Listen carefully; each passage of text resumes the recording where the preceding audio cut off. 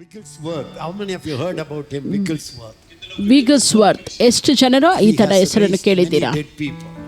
ಆತನು ಅನೇಕ ಸತ್ತ ಜನರನ್ನು ಎಬ್ಬಿಸಿದ ಆತನು. ನಂಬಿಕೆಯ ಅಪೋಸ್ತಲನು. Spirit man of the word. ಆತನು ವಾಕ್ಯದ ಆತ್ಮದ ಮನುಷ್ಯನಾಗಿದ್ದನು. All the time tongues are all the time word. ಎಲ್ಲಾ ಸಮಯದಲ್ಲೂ ಅನ್ಯ ಭಾಷೆ ಮತ್ತು ಎಲ್ಲಾ ಸಮಯದಲ್ಲೂ ವಾಕ್ಯನೇ.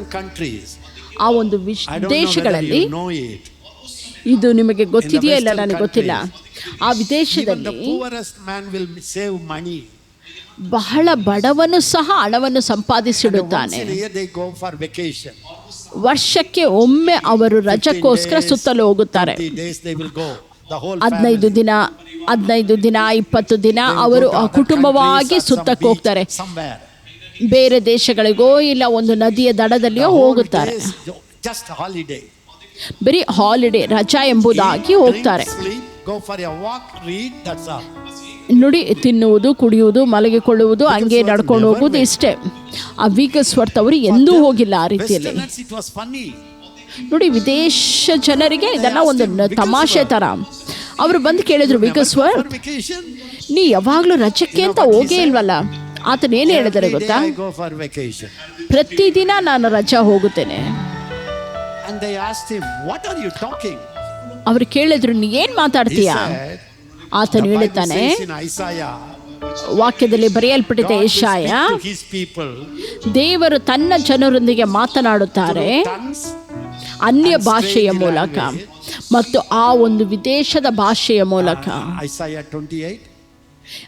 ಯೆಶಾಯ 28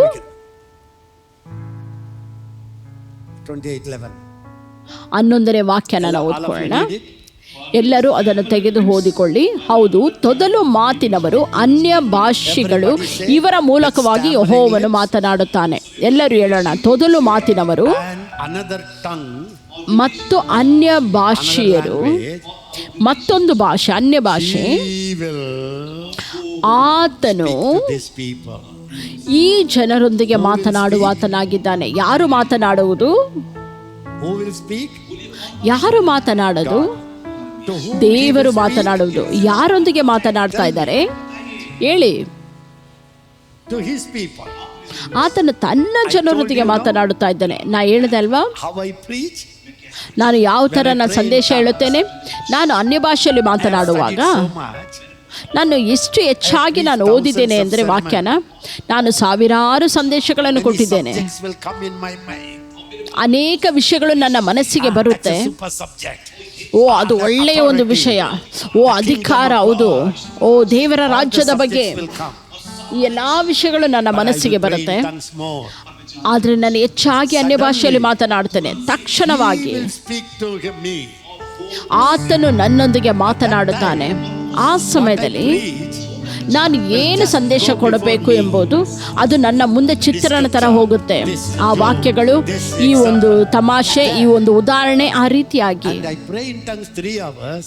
ನಾನು 3 ಗಂಟೆಗಳ ತಾಸು ಅನ್ಯ ಭಾಷೆ ಮಾತನಾಡಿದ ನಂತರ ನಾನು 20 ನಿಮಿಷದಲ್ಲಿ ಸಂದೇಶವನ್ನು ಬರೆದಿಟ್ಟುಕೊಳ್ಳುತ್ತೇನೆ. ಕೇಳ್ತಾ ಇದ್ದೀರಾ? ನೋಡಿ, ಎಲ್ಲರೂ ಇದನ್ನು ಕಾಪಿ ಮಾಡಿ ಅಂತ ನಾನು ಹೇಳ್ತಾ ಇಲ್ಲ. ಆದರೆ ನೀವು ಪ್ರವಾದಿಯಾಗಿರಬೇಕು ಅಂದರೆ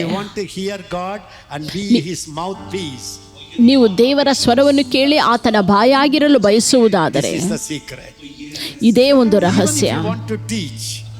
ನೀವು ಬೋಧಿಸಬೇಕಾದರೂ ಸಹ ನೀವು ಹೆಚ್ಚಾಗಿ ಅನ್ಯ ಭಾಷೆಯಲ್ಲಿ ಮಾತನಾಡುವಾಗ ಆ ಒಂದು ದೊಡ್ಡ ಬೋಧಕನು ಆತನು ನಿಮ್ಮನ್ನು ತುಂಬಿಸುವಾತನಾಗಿದ್ದಾನೆ. ಆತನು ಆ ಬೋಧನೆಯ ವಿಷಯಗಳನ್ನು ನಿಮಗೆ ಕೊಡುವಾತನಾಗಿದ್ದಾನೆ.